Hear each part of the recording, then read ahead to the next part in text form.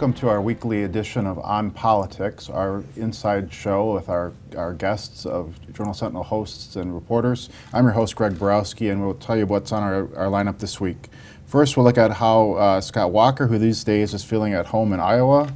We'll get the latest on that pesky John Doe investigation back home in Wisconsin.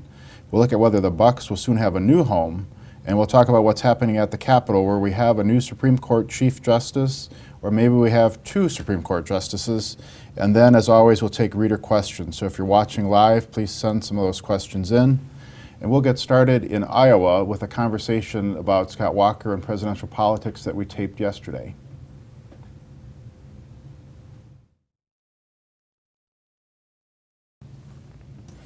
We're joined now by Patrick Marley from our Madison bureau, and on set we have Dave Umhafer, a PolitiFact Wisconsin reporter and longtime government reporter. Patrick, I'd like to start with you on the governor's visit last weekend to Iowa's and the Faith and Freedom Coalition Forum. You were out there covering that. What was the reaction to the crowd to Governor Walker's message? Sure. Governor Walker was there with 8 other likely presidential candidates or declared candidates, and all of them were talking about many of the things they talk about in their stump speech, maybe emphasizing some social conservative issues or some religious issues. In fact, at one point, Governor Walker read from a devotional that he says he and his wife Tanette read from daily. And so he was well received, but that said, all of the candidates were well received. It was different from his Freedom Summit that he did in January, where you could really feel this intensity from the crowd that he was this new thing that they were seeing for the first time, and they really came to him at the faith event. He did well, but I would say all of the other 8 did very well too, and there was no sort of breakout or standout speaker in terms of crowd reception that I saw. Well, that's an interesting way to look at it, Patrick, because I think often we look at it through the lens of how is Governor Walker doing, and he's obviously in this field of candidates who are playing off each other. And I mean, how did his message differ, if at all, from the other candidates, and what does that say about what he may be trying to go for in terms of the electorate? So the speech that he gave was mostly in keeping with the stump speech that he's been delivering for a month or two around the country. And the only deviation was when he talked about, and it was a substantial little detour, where he talked about this thing that happened on right before his recall, where a woman got in touch with him after the recall to say that this guy had met him just before the recall, was very excited to vote for him in the recall, and then had a heart attack a day before the recall. And the governor went back and looked at the devotional for that day, and he found the words to be very much meaningful about this experience that this woman had and the death of this man. And so he read from that, and he told this long story about that and read from that. So, he's the son of a preacher. He's able to connect with a crowd when you're talking about faith issues. But all of the candidates had very personalized stories. Ted Cruz was out there talking about things that he's defended in the courtroom for religious freedom issues. So each of them were trying to find a way to reach the audience, and they did. But I don't know that Governor Walker reached them any more than any of the other 8. Okay. Well, let's talk, Dave. You've been looking at some of the polls in Iowa and elsewhere. We've talked about his opinion, his job approval ratings here in recent weeks, but what matters most right now for him on the presidential front is how he's doing in Iowa and New Hampshire. What Sure. did you find in those numbers? This latest poll in Iowa was very interesting. Walker led, of course, 23%. Marco Rubio was at 13% and Jeb Bush at 12%. But on the favorability rating, which is what percentage people view him favorably, he also led. That was 59%. But Rubio was right there at 53%. So you're seeing a little bit of dynamic between those two developing in recent weeks. If you go back to February, it's interesting. When Mitt Romney decided not to get in the race, he said, hey, there's a new generation of leaders who might be better to defeat a Democrat. And Walker was asked about that and singled out Rubio as a great choice. Now, forward to this time, and they got into a little tangle over the last couple days over whether governors are ready to lead on foreign policy on day one. So, that's something to watch for coming forward, is how those two interact. But some more from the poll. Among Tea Party voters, they weren't that prevalent in the poll in Iowa, but Walker easily led on favorability among Tea Party voters. Among non-Tea Party voters, it was interesting. Mike Huckabee had the highest favorability rating, and Huckabee also did well overall in the favorability with 57%, higher than Rubio. So he's a force to be reckoned with in Iowa, at least. So. Yeah, Patrick, did you pick up anything from the voters in Iowa in terms of that? You know, there's that frequent dynamic of the governors have the executive experience, the senators have more of the foreign policy experience. Do the voters matter much, or what was your sense of what they were looking for? The feedback that I've gotten from voters in Iowa, from Republican voters, is that they understand that a governor is not going to have the foreign policy experience of others, but they feel like that's something that can be learned. Governor Walker has focused a lot in the last couple months in talking about foreign policy and feeling more confident in talking about that.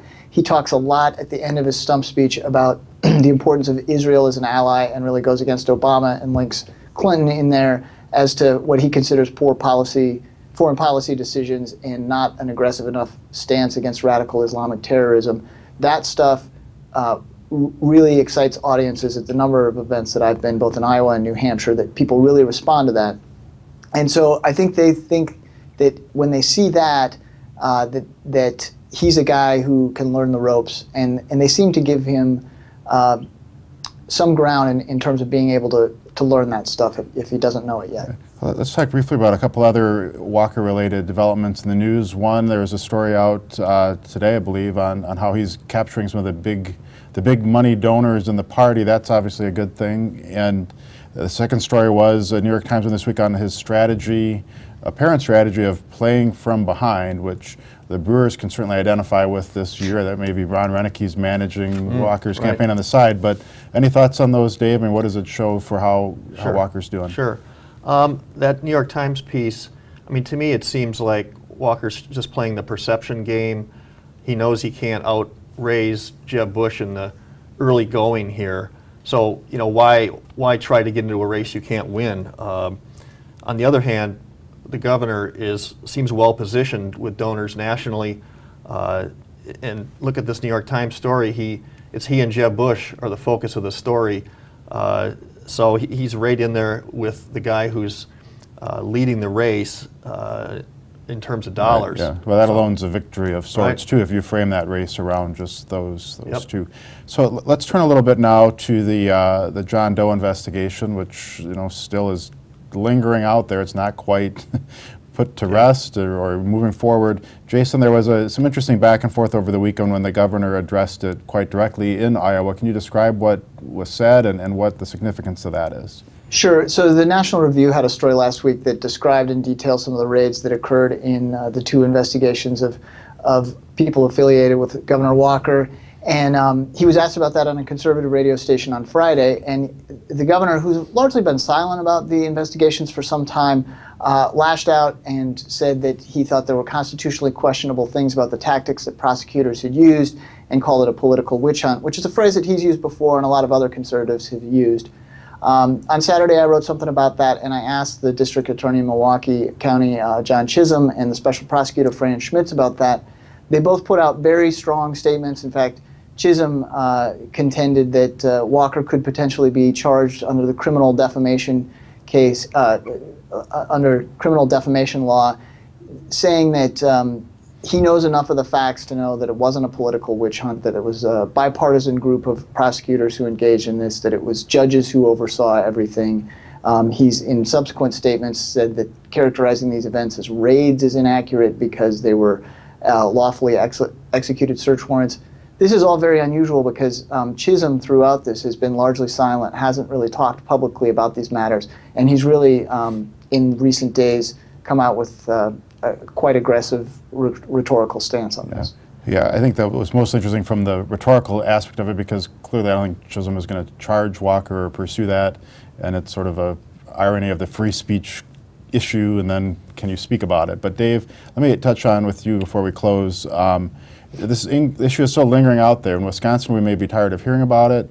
Nationally, some people may have or may not have. Do you think this is something that Scott Walker is worried about still blowing up, or does he feel this is in the rearview mirror and moving forward? Well, I'm sure he's got some concerns about it, but you also have to wonder, and maybe Patrick has thoughts on this too, whether it plays out well for him among conservatives who see this as a witch hunt, and maybe there's some sort of martyr points in this for him where he's been the subject of this 4 or 5 year investigation, and maybe it garners him some sympathy.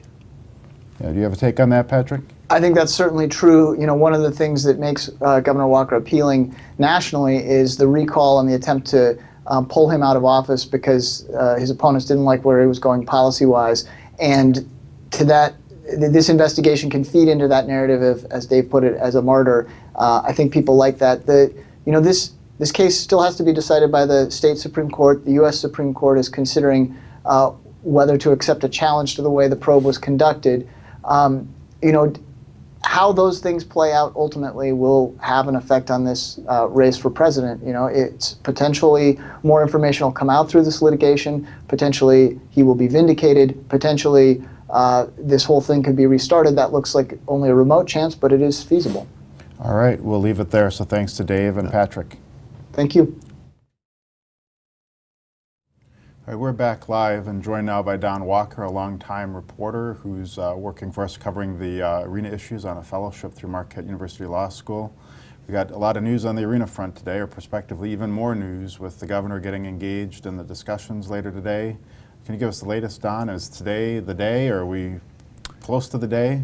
Well, it is a big day for the Bucks. They, of course, have a playoff game tonight, but more to the point on the arena financing, in a matter of hours, Governor Walker will convene a meeting of really A-lister elected officials, Mayor Barrett, County Executive Chris Abele, Assembly Speaker Robin Voss, and Senate Majority Scott Fitzgerald, as well as the Milwaukee Bucks, last but not least, Bucks President Peter Feigin.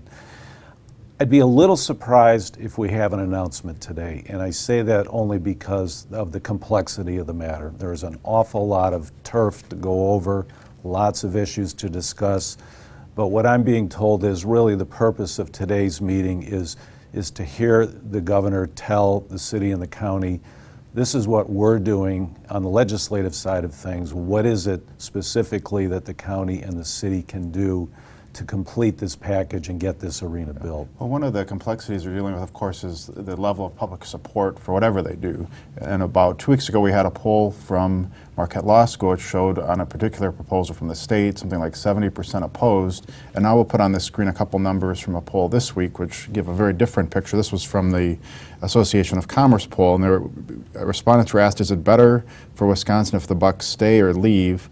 And 64% came down as stay. And if on a more general question of support or oppose a new arena, there were 67% who supported it. So, Don, who do we believe here? What's going on with these polls and how the questions were framed? Well, I think if you look at the polls, and first with the Marquette poll, perhaps you might conclude that maybe it wasn't specific enough, and so it guaranteed maybe a negative outcome in terms of people responding to it. On the flip side, the MMAC poll was really front-loaded with a lot of preparatory sort of explanations saying this is how the arena financing plan will come together. It looks like it's something that could do a lot of good for downtown Milwaukee, so what do you think? So you have to sort of wade through that. Legislators that I've talked to said neither poll necessarily changed their mind. But obviously, I think the Metropolitan Milwaukee Association of Commerce poll was all about changing hearts and minds and maybe the conversation to try to convince people that this is a good thing. Well, let's bring in Jason Stein now from Madison. And Jason, I mean, some of the most important constituents now are those state lawmakers. Have you noticed any change in their views on state support, or is their line kind of drawn and it's more of a local issue here for what the city and county can and will do? Well, look, I mean, I think you have to look at it from the standpoint that leadership, both Democratic and Republican, I think would like to see something happen. You know, no one wants to be cast as the party that lost a professional sports team for the state, particularly when it's doing a little better than it has been. But at the same time, there's also a lot of skepticism from, you know, outstate lawmakers, people that represent voters far away from Milwaukee, to say we, the taxpayers of Wisconsin, are going to assume risks, provide money for a team that is, again, hours away in many cases from lawmakers in their districts, and is owned by billionaires as well. Yeah, well, one difference, I think, at least in the tone, and Don, you would remember this from the Miller Park debate. I mean, at that time we had Tommy Thompson with this sort of infamous ticket to Milwaukee comment out there, and just as we had Walker saying, no, this is an issue, everyone should care about the future of the Bucks. Yeah, he played one card, I think, yesterday that was very important, Governor Walker, that is.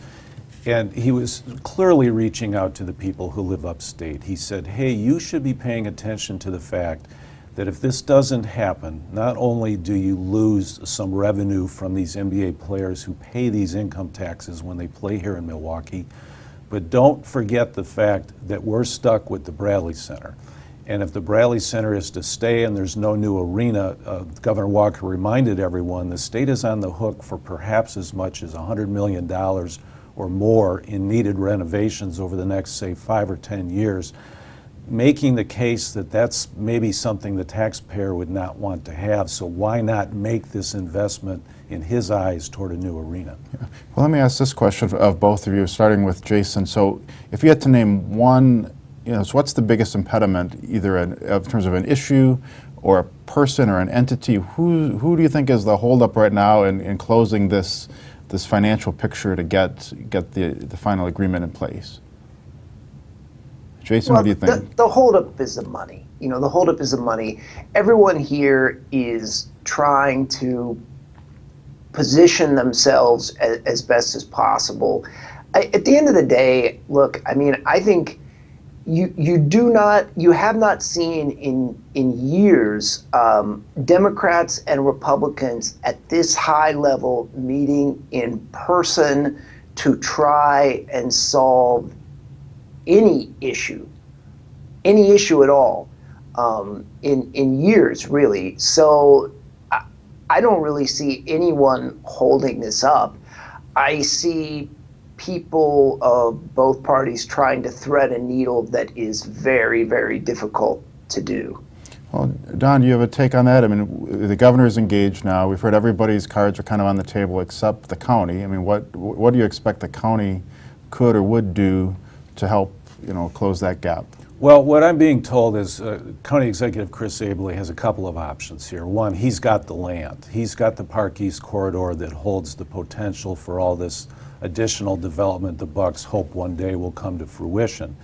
Secondly, I know he's been talking, and I have been reporting this, that he has been talking to the Wisconsin Center District. For those not familiar with that district, that's the Convention Center and the Milwaukee Theater and the UW-Milwaukee Panther Arena.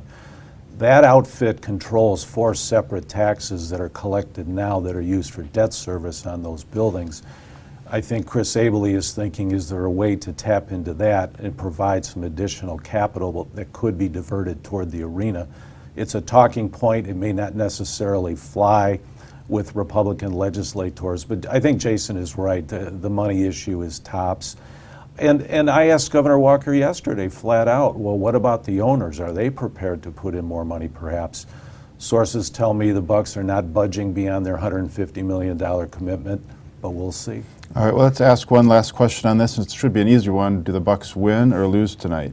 Don. I say it'll be a tight game. It'll be a lot of energy, and the Bulls win Game 6. Okay. Jason, you got anything for us? Give us hope for the Bucks. Don. You're going with Don on that. All right, I'm going with the Bucks just because someone has to support the home crowd. We're going to shift now to our next topic, which is a very busy week in Madison. We've got action on the speed limit. We've got issues with the Supreme Court Chief Justice. And today, Jason, there's a lot of talk about lobster, crab, and shrimp, and I gather that's not because it's on the menu in the Capitol cafeteria. Can you tell us about this issue with food share that's being debated?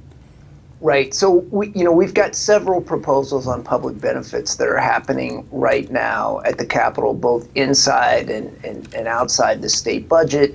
We've got requirements proposed to mandate that people have drug testing. Certain, able-bodied adults without kids have drug testing for benefits.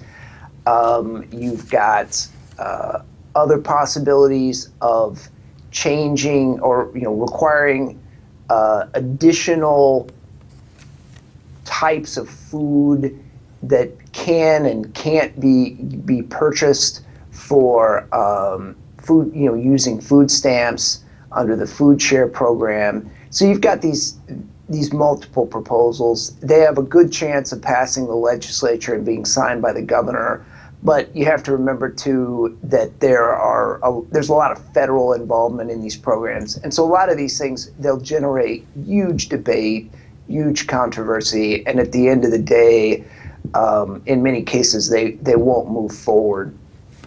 Do you think on this one, I mean, will the Fed step in and prevent some of this, or have these things been allowed in other states and it's a case where it can be put in place but may just have a minimal actual impact? Well, the short answer is no and yes. There are several different programs here. There's jobless insurance, there's Medicaid, there's food share. So a whole range of programs. In general, the federal government hasn't allowed this sort of thing in terms of the drug testing, but there are some exceptions to that rule. Particularly in the area of unemployment insurance, but they're pretty limited. All right, let's talk about this, the state Supreme Court, where we had the measure passed earlier this month that allowed a vote of the justices to choose the Chief Justice rather than just seniority. And so they did just that the other day, and they chose Patience Roggensack. And Shirley Abramson says, no, I'm still the Chief Justice. So Jason or Don, who's the Chief Justice, and what will it take to get this issue resolved? Well, Jason, is this an Al Haig moment? I'm in charge here. I wonder, Shirley, of course, is trying to keep a 126-year-old tradition going. She's going to court. As Greg just said, we have a new Chief Justice by virtue of an email vote. It's pretty tense over there, isn't it? Well, I think the long-term hope of the people that pushed through the legislature this plan to foster more civility on the court is that it would do that by letting the justices choose their own leader, which they have done. But again, the reality is that the former Chief Justice has a federal lawsuit now. I think we could all probably agree that in general, lawsuits don't bring people closer and foster collegiality. I would think with a lawsuit going on, there would be some concerns about all sorts of even just simple conversations. I think, in the long term, if this proposal happens, the court may operate more smoothly because the conservative majority on the court will no longer have a liberal Chief Justice to contend with and will be able to impose its will a little more effectively.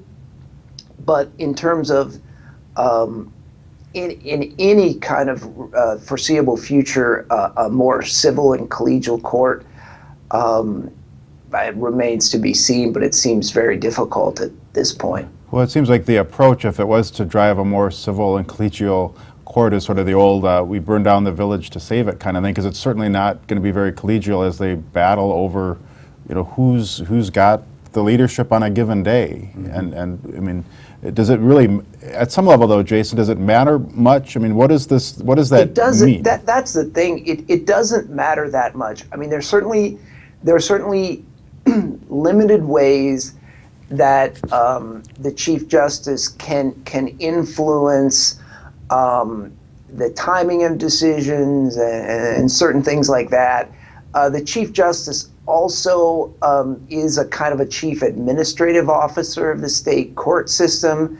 So he or she has certain, she in both cases, no matter which Chief Justice you're thinking of at the moment, but so there's limited ability that she has to influence the process, but really, there's a lot of argument going on about a position that really doesn't change the outcome of cases, because that's determined by how the justices themselves vote. All right, let's talk a little bit about one other topic from this week. We're moving toward a higher speed limit. I guess that matches us with surrounding states, but what was driving that push, Jason or Don? Any thoughts on, do we need to go 70 miles per hour on most highways? Are they built for it? What's the deal? I think we're already going 70 miles an hour if you go on the highways, but in one sense I can sort of see why the legislature adopted this, to be in line with other states. But I do wonder, Greg, you raise a good point. The condition of some of the interstate highways where the speed limit will play out are not so great. And Jason, do you think that's an issue of the roadways and people just are already driving fast? What's the difference? Well, to a certain extent, you're arguing about whether people should be able to drive 75 miles an hour instead of 7, because they're driving 70 right now, right, effectively. Clearly, one factor here is that between the Pennsylvania and Washington on the West Coast, it's already every state in the north of the United States is at 70 miles per hour or higher. In some cases 10 miles an hour higher than that. So Wisconsin was an island of 65 mile per hour speed limits. Republicans decided to change that. It is worth noting, though, that the state DOT will continue to have the ability to decide which stretches of road are going to be marked at a given speed. So they will have the ability to come in and say, because of, this is an urban environment, or, it's a stretch of highway that is not engineered up to snuff, they will have the ability to keep those stretches at 65. All right, we're going to close with a reader question here. We had a few come in. I think we have time just for one, and this is something that was in the news, so I'm going to start it with Jason. But this is from a reader whose screen name was Stand Up, which I assume doesn't mean he wants us to stand up. I think it's stand up for something. But it says, Walker preaches being responsible with money. Then we found out he ran up $50,000 on his own credit card. Isn't that inconsistent? And this, give us the background, Jason, and I think the $50,000 is kind of fuzzy, but what's this guy reader referring to, and does it make a difference to voters? Yeah, the $50,000 is very fuzzy. What the reader is probably being prompted by is the Boston Globe did a story this week about the wealth of all the presidential candidates. That story echoed a finding of a piece that I wrote earlier this month that looked at how most people in the presidential field right now, whether it's Ted Cruz or Hillary Clinton or Lord knows Carly Fiona, they all as a group have wealth that is, far in excess and sometimes hundreds of times greater than the average American. Scott Walker is a real glaring exception to that rule. He's somebody that certainly for most of his life was very much a middle-class person, living in homes with 2 bedrooms and, the whole 9 yards, right? But he will be, so that's something that's coming up in the course of the presidential election. We don't really know with great precision what his assets and debts are. All he's got to respond to the state ethics disclosure is that he owes on a couple of credit cards between $5,000 and $50,000. So he is carrying, like many Americans, something he shares with a lot of voters, thousands of dollars of credit card debt. At least he was as of December. It certainly could rise into the tens of thousands of dollars. But when the Boston Globe, I think, picked that number that you're seeing bouncing around the internet, that's a somewhat arbitrary number because we really don't know within that range of debt where his credit card bill is at. All right, well, we'll leave it there for this week. Next week, we may be talking about a Bucks deal. We may also have to just solve the problems of the Brewers while we're solving problems. Until then, if you want updates on Scott Walker, please check our Scott Walker page, jsonline.com/Scott Walker, and see you next week.